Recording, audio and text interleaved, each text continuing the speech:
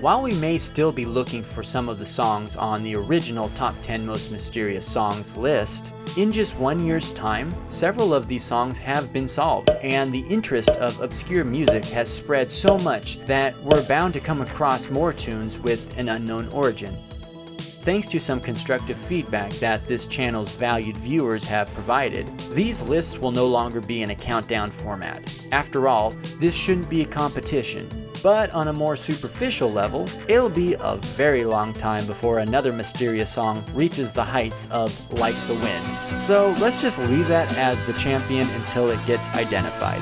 Now, without further ado, here are 10 more mysterious songs.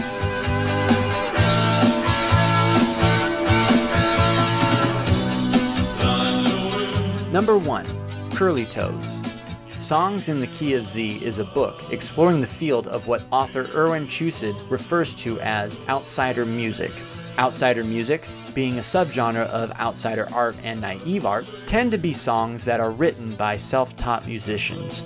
The term is somewhat broad, potentially encompassing any musician who doesn't meet the norms of the professional recording studio establishment. For example, avant-garde and lo-fi can easily overlap with this style of music. Schultz considered outsider music to be more authentic than mainstream music, saying that outsider musicians aren't exploited through conventional music channels. His book, Songs in the Key of Z, The Curious Universe of Outsider Music, has a companion compilation, originally released as 2 separate volumes on CDs. These compilations do include some usual suspects of the underground or experimental music genre, such as The Shags and Captain Beefheart, but there's one song that does not have anyone credited to it. This is Curly Toes by Unknown. Your curly toes and pink ribbons and bows that glitters and glows to put on a fine show. A mighty fine show for a mighty fine man. A mighty fine show for my mighty fine man. It's pink ribbons and bows and my pantyhose. I'm your curly toes and pink ribbons and bows, and just for you wear my black pantyhose. For you, black pantyhose, it's the best of my clothes, my ribbons and bows and black pantyhose. Number 2. Fly Away. Fly Away's appearance on YouTube comes as a re-upload, so a lot of this information is secondhand. And while Uploader, Reindex, does a great job of providing as much information as possible, fact-checking some of this stuff is a little trickier than usual because the website that the track was taken from is no longer up. Based on the details about the song, which were pulled from the defunct website, this song was uploaded from a cassette purchased for 50 yen in Akihabara, an area in Tokyo's Chiyoda Ward, known for being a major shopping district for anime, electronics, manga, and music.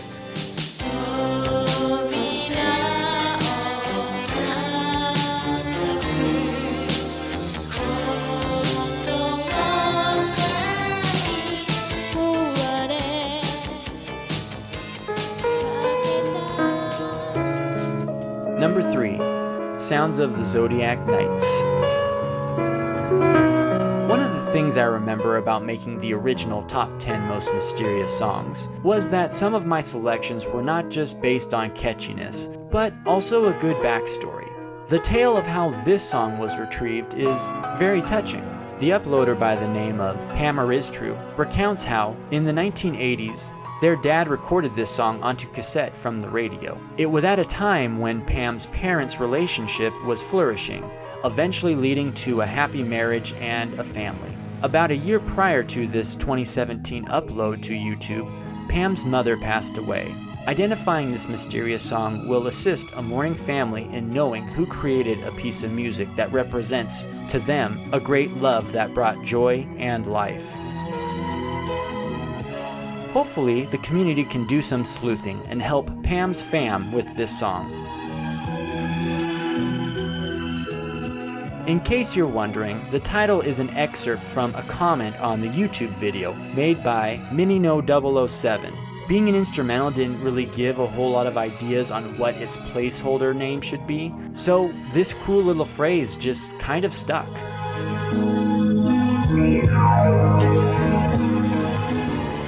Number 4, Simple Guy. This song was thought to be quite the rarity, given that it was considered not only a mysterious song, but also a lost song, until Dark Insanity 14 re-uploaded it to YouTube in August 2020, after finding it on the peer-to-peer file sharing network SoulSeek. Might seem a world away, but I'm right here inside. Prior to this, all traces of Simple Guy were thought to have vanished from the internet, with the song's existence even coming into question, as some thought Simple Guy might actually be the same song as Christopher Stopa's Sit Still.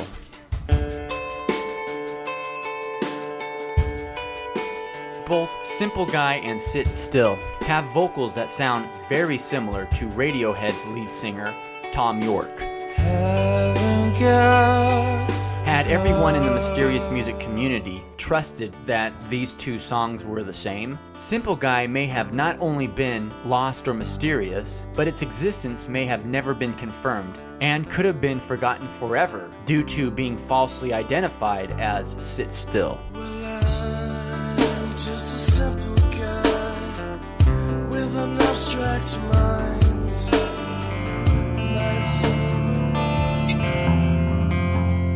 Number 5, Here It Comes Again. Similar to the previous entry sounding like Tom York, listeners have noted that this mysterious song sounds a lot like Nirvana's frontman Kurt Cobain.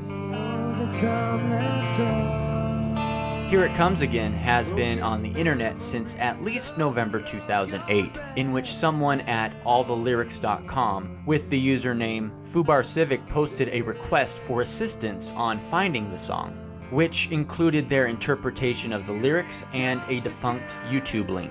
Efforts for assistance were fruitless since the post got no replies. About 6 months later, a different request for assistance in identifying the song appeared on the message board of guitars101.com by user Andrea Perini with the same link. Again, no replies. YouTuber Dragness91 uploaded the song to their channel, in which it got a couple of comments here and there once every few years, but interest in Here It Comes Again received a bit more traction in the last few months. Have a listen.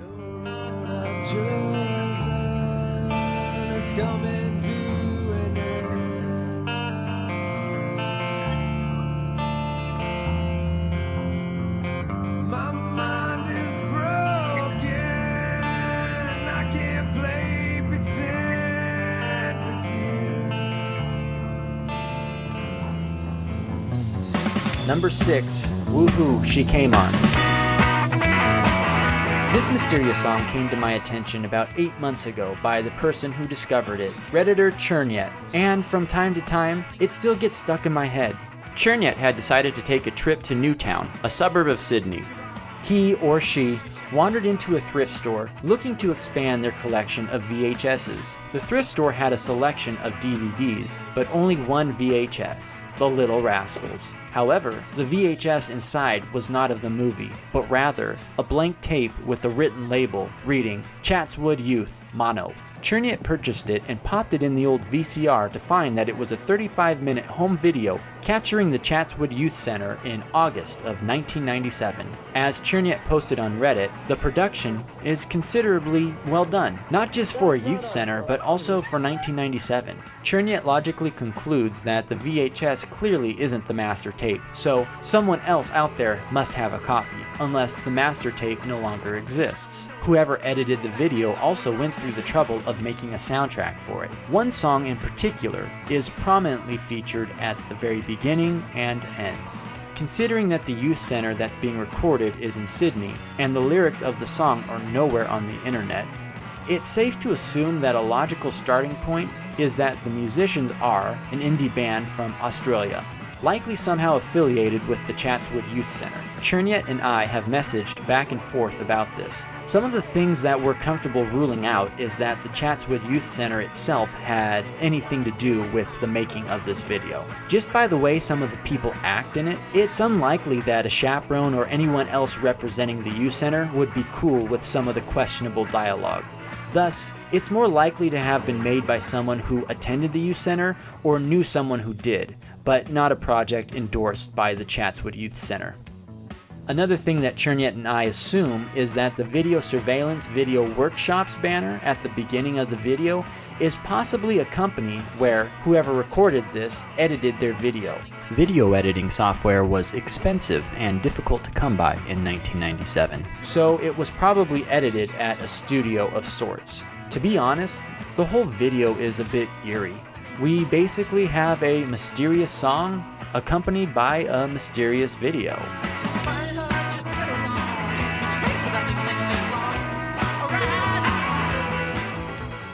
Number 7, I Keep Looking. I Keep Looking is a song that found its way onto whatsthatsong.com in early 2017, but it jumped in popularity in June 2020 after it spread on Reddit. I know I say this a lot about mysterious songs because I truly think a lot of them are great, but this one definitely has to be one of my favorites, and so far we only have 30 seconds of it. What is known for sure is that it was taped off the radio in the 1970s. It's speculated that it was possibly recorded from the early to mid-70s and broadcasted on Chicago's WXRT 93.1 FM.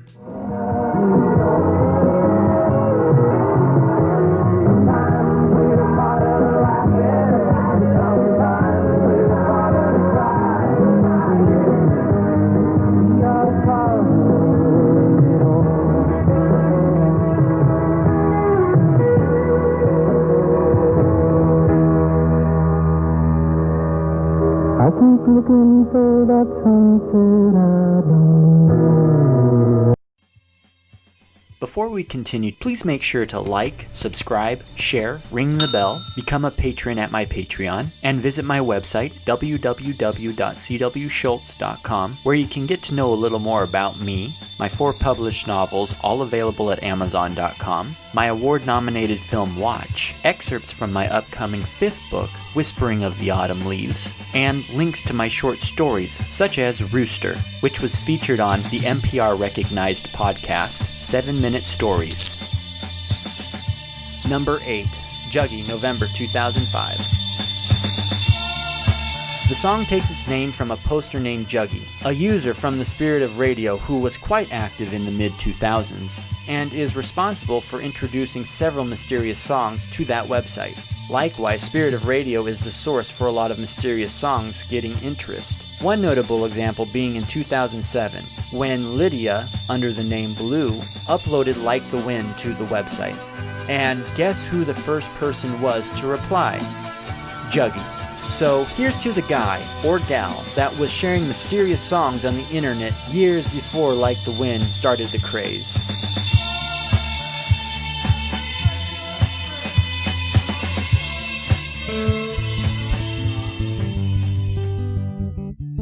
Number 9, Chrysanthemum's Locust.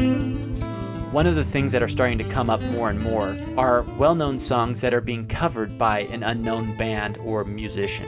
Take this rendition, if you want to call it that, of the 1939 tango of the same name. The song is so different that I originally wondered if they simply just share the same title and nothing else. But if you look up the lyrics, some of them match, while others add a bit of a crude twist to the 80-year-old tune. This obscure and vulgar rendition of Chrysanthemum's Locust has been popular with Polish internet file-sharing sites, with suspects behind the recording being Krzysztof Kroczyk or bands such as Curry or Stare Dobry Malstenstwo, and all theories have led to dead ends. The YouTube video has over 18 million views too, which is a mind-boggling number considering if each of these views were made by a separate individual from the lyric's native country of Poland, then over 45% of the population would have watched this video. Once we find who recorded this song, I imagine the backstory of how it came to be will be a tale in and of itself. Zdradziłaś, kurwo mnie, rzucę się z wysokości, ale nie połamie się, bo kurwa mam gumowe kości. Down this dark place, I will take her. Then I shall give chase for my murder.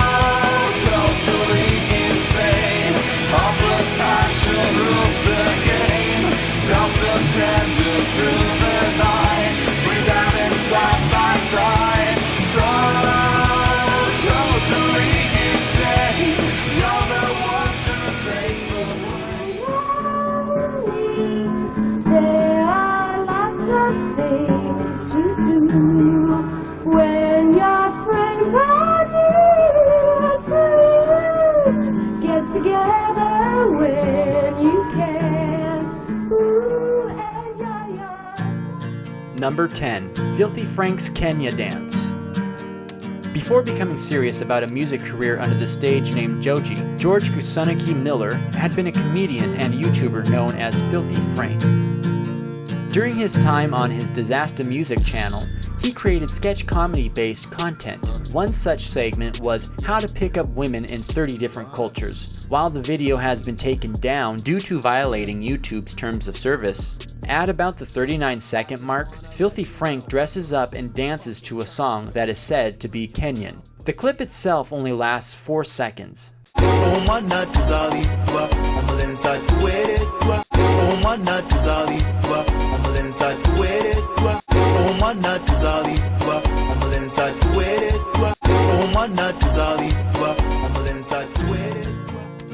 While this is a short amount of time, it was long enough for viewers to take an interest in the song and try to find it.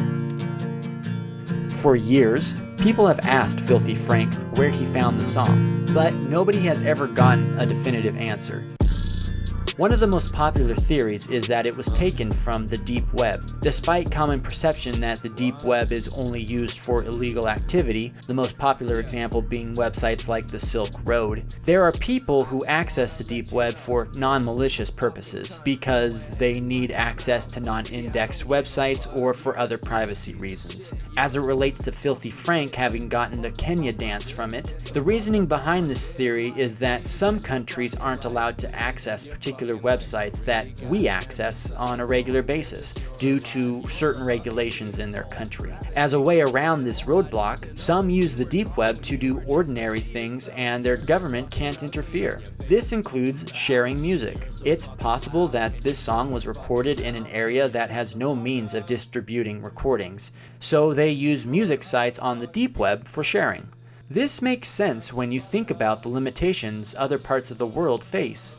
If this theory is accurate, this song could be one of countless others from different cultures that are just waiting to be listened to underneath the surface.